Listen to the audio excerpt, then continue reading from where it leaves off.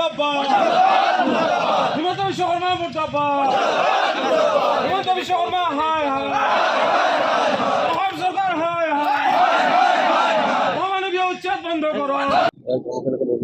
চাওক, অসমখনত যি ধৰণে অশান্তিময় পৰিৱেশৰ সৃষ্টি হৈছে বিগত কেইবা বছৰৰ পৰা এই চৰকাৰখনে অহাৰ পিছৰে পৰা সাম্প্ৰদায়িক মনোভাৱেৰে একপক্ষীয় মনোভাৱেৰে এটা নিৰ্দিষ্ট জাতিৰ ওপৰত বাৰম্বাৰ আক্ৰমণ কৰি আছে। উচ্ছেদৰ নামত অমানৱীয়ভাৱে উচ্ছেদ কৰি শিশু অধিকাৰ খৰ্ব কৰা হৈছে, ছাত্ৰ ছাত্ৰী অধিকাৰৰ পৰা বঞ্চিত হৈ আছে, ভাৰতীয় সংবিধানে দিয়া মৌলিক অধিকাৰৰ পৰা বঞ্চিত কৰি আছে। বিগত দিনত যিবোৰ অবৈধভাৱে উচ্ছেদ কৰিছে, উচ্ছেদৰ আজিৰ দিন পৰ্যন্ত 4 বছৰ 5 বছৰ হৈ গ'ল, আজিৰ দিন পৰ্যন্ত সেইসকলক সংস্থাপনৰ ব্যৱস্থা কৰা নাই। পুনৰাই অসমৰ বিভিন্ন প্ৰান্তত গোৱালপাৰা পৰাকে আদি কৰি বিভিন্ন প্ৰান্তত অমানৱীয়ভাৱে ধৰ্মীয় সংখ্যালঘু লোকসকলক উচ্ছেদ কৰি আছে। আৰু এই উচ্ছেদৰ ফলত হঠাৎ জাননী প্ৰেৰণ কৰি উচ্ছেদ কৰাৰ ফলত বিভিন্ন ধৰণৰ হাৰাশাস্তিৰ সন্মুখীন হ'বলগীয়া হৈছে। শিশু অধিকাৰ খৰ্ব হৈ আছে, আবাল বৃদ্ধ বিদ্যা মুকলি আকাশৰ তলত বসবাস কৰিবলগীয়া হৈ আছে, ছাত্ৰ ছাত্ৰীসকলৰ শিক্ষাৰ অধিকাৰৰ পৰা বঞ্চিত হৈ আছে। গতিকে আজি আমচু কেন্দ্ৰীয় সমিতিৰ নিৰ্দেশ মৰ্মে অসমৰ প্ৰতিখন জিলা সমিতিৰ লগতে আজি আমি হোজাই জিলা সমিতি আৰু জিলা আয়ুক্ত কাৰ্যালয়ৰ সন্মুখত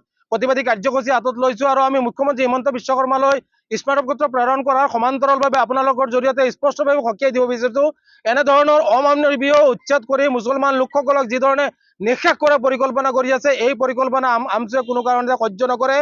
আমাৰ দাবীসমূহ যদি নামানে আগন্তুক দিনত ইয়াতকৈ ভয়ানকভাৱে প্ৰতিবাদী কাৰ্যসূচী হাতত ল'ম। কোনো কাৰণতে সংবিধানে দিয়া অধিকাৰ খৰ্ব কৰা কাৰ্য, এই সাম্প্ৰদায়িক চৰকাৰখনৰ যি মনোভাৱ, এই কাৰ্য আমি কৰিবলৈ নিদিওঁ।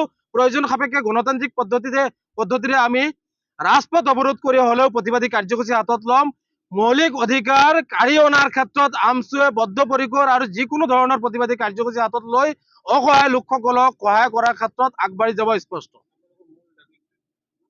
আমাৰ মূল দাবীসমূহ হৈছে যে এই অমানৱীয় যি উচ্ছেদৰ ফলত যি ধৰণে লোকসকলক হাৰাশাস্তি দিয়া আছে, উচ্ছেদ হ'ব লাগে, কিন্তু উচ্ছেদৰ পূৰ্বে এই ভূমিৰ লোকসকলক ভূমি প্ৰদান কৰি উচ্ছেদ কৰিব লাগে, ভূমিৰ লোকসকলক ভূমি প্ৰদান কৰিব লাগে আৰু শিশুসকলক সুৰক্ষা প্ৰদান কৰিব লাগে। ছাত্ৰ ছাত্ৰীসকলৰ শিক্ষাৰ অধিকাৰ বঞ্চিত হৈ আছে। গতিকে এই ক্ষেত্ৰত চৰকাৰখনে লক্ষ্য ৰাখিব লাগে, মহিলাসকলৰ অধিকাৰ খৰ্ব হৈ আছে। মুঠতে অন্ন বস্ত্ৰ বাসস্থানৰ ক্ষেত্ৰত চৰকাৰখনে যি ধৰণে তেওঁলোকৰ দায়িত্ব আছে, সংবিধানে এই লোকসকলক যি অধিকাৰ দিছে, এই অধিকাৰ দি ভূমি প্ৰদান কৰি এই লোকসকলক উচ্ছেদ কৰিব লাগে, অন্যথা আমি ইয়াৰ বিৰোধ কৰি আছো, আগন্তুক দিনত কৰি যাম। ছাত্ৰ ইউনিয়ন আমচুৰ কেন্দ্ৰীয় সমিতিৰ নিৰ্দেশ মৰ্মে গোৱালপাৰাৰ যি অমানৱীয় উচ্ছেদ হৈছে, উচ্ছেদৰ বিৰুদ্ধে সমগ্ৰ অসমৰ লগতে আমচু হোজাই জিলা সমিতিয়ে হোজাই জিলা আয়ুক্ত কাৰ্যালয়ৰ সন্মুখত 2 ঘণ্টীয়া অৱস্থান ধৰ্মঘট আমি পালন কৰি আছো। আমাৰ এটাই দাবী যে সমগ্ৰ অসমত যি ধৰণে অমানৱীয় হিমন্ত বিশ্ব চৰকাৰে যি ধৰণে অমানৱীয় উচ্ছেদ সংগঠিত কৰিছে, যাৰ ফলত শ শিশু মহিলাৰ অধিকাৰ খৰ্ব হৈ আছে, শিশু অধিকাৰ খৰ্ব হৈ আছে, মহিলা অধিকাৰ খৰ্ব হৈ আছে আৰু তেখেতসকলক অমানৱীয়ভাৱে হিউমেন ৰাইটছ ভাইলেশ্যন কৰি আছে। গতিকে প্ৰতিগৰাকী লোকক চৰকাৰী মাটিৰ পৰা যদি উচ্ছেদ কৰে, তেনেহ'লে তেখেতসকলক পুনৰ্সংস্থাপন দি উচ্ছেদ কৰিব লাগে। এইটোৱে আমচুৰ দাবী আছিল, আগৰে পৰা আছিল আৰু আজিও দাবী আছিল। গতিকে এই যিসকল লোকসকলক আপোনাৰ গোৱালপাৰাৰ পৰা আৰম্ভ কৰি ধলপুৰৰ পৰা আৰম্ভ কৰি লামডিং সংৰক্ষিত বনাঞ্চলত যিসকলক উচ্ছেদ কৰা হৈছে, সকলোকে পুনৰ্সংস্থাপন কৰাৰ আমি দাবী জনালো। আৰু সেই দাবীৰে আমি আজি 2 ঘণ্টীয়া অৱস্থান ধৰ্মঘট পালন কৰি অসমৰ মাননীয় মুখ্যমন্ত্ৰী মহোদয়লৈ স্মাৰকপত্ৰ প্ৰেৰণ কৰিলো।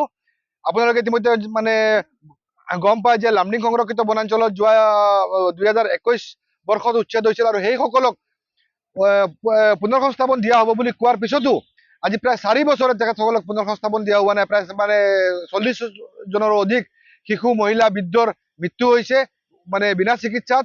অনুৰূপ ঘটনা এতিয়া গোৱালপাৰাতো হ'ব।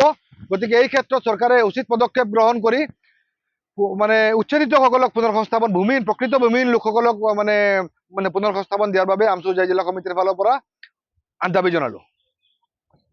যিকোনো খবৰৰ বাবে যোগাযোগ কৰক 7099017330 লগতে 7099017110 নম্বৰত।